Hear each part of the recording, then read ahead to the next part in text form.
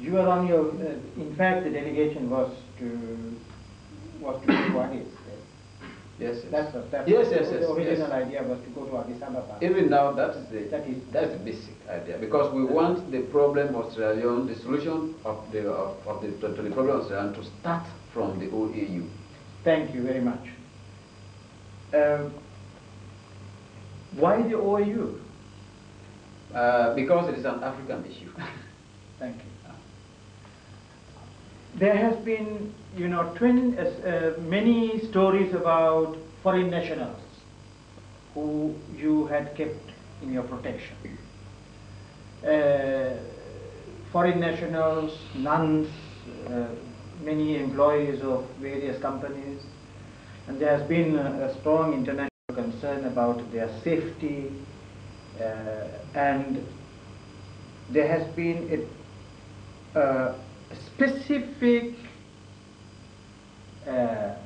disinformation or information which has been spread that my special representative, Adai Sebo, actually interrupted and postponed the release of these people, that he was an obstacle to this process, and that there was in fact an arranged program for their release, agreed with you and the ICRC that international alert was an obstacle.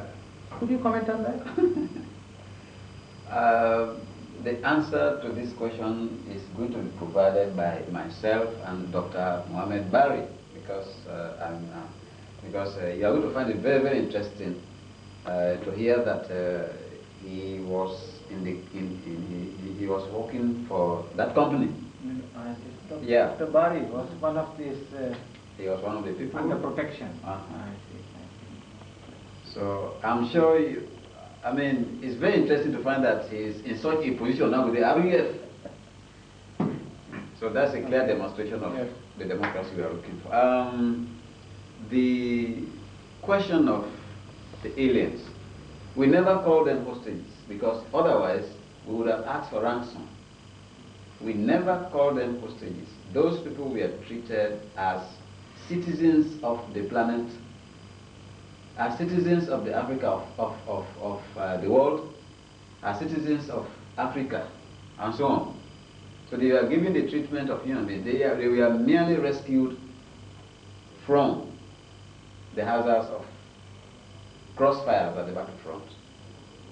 All of them were rescued and taken to the leader of the RUF, Kumar Rupesinghe. Kumar Rupesinghe had known Adai Sebo for quite some time, according to him. When he got these people, he was asking here and there how he would get them out, because he wanted to actually have them out.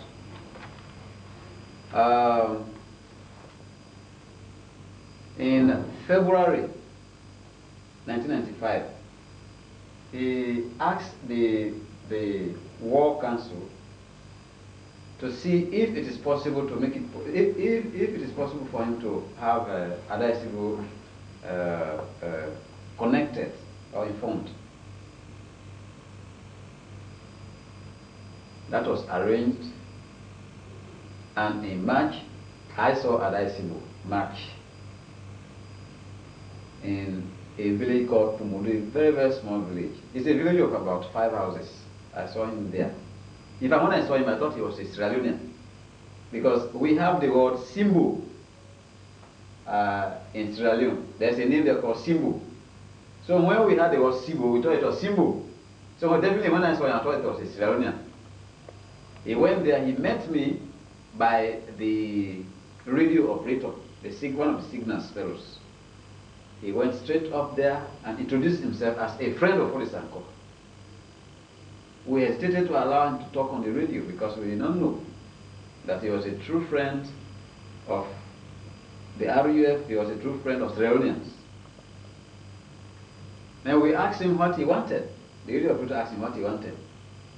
He said he had received a message from Fodisanko that he had people with him that he wanted to let go out of Sierra Leone. Then we allowed there, and then we allowed him to contact the leader. He spoke with him at length, and what I heard on the radio that day was, please allow Dr. Adai Sibo to proceed to my location because he has a mission. The next day, Dr. Adai Sibo was led to the leader's location where he spent about between 1 and 2 weeks. Then on the 20th of April, 1995, he took the aliens to the Sierra Leone Guinea crossing point, where he asked me to hand the people over through him. So I represented the RUF to hand the people over to the ICRC through the international alert, which he was representing there. But that one was stated in my, I made an official statement, yes. Which, yeah, that one is there. The RUF handed the aliens to the ICRC through the international alert, represented by Dr. Adai Sibo. But is this, so for example, this idea which the British High Commissioner and others told us, that in fact there was a plan fully agreed with Fodisanko, with the ICRC, is not true. That one is not true. If anything like that happened, it would have come through me because I was the first person to make contact with the ICRC. Physical contact, I mean. I was the first person to see them.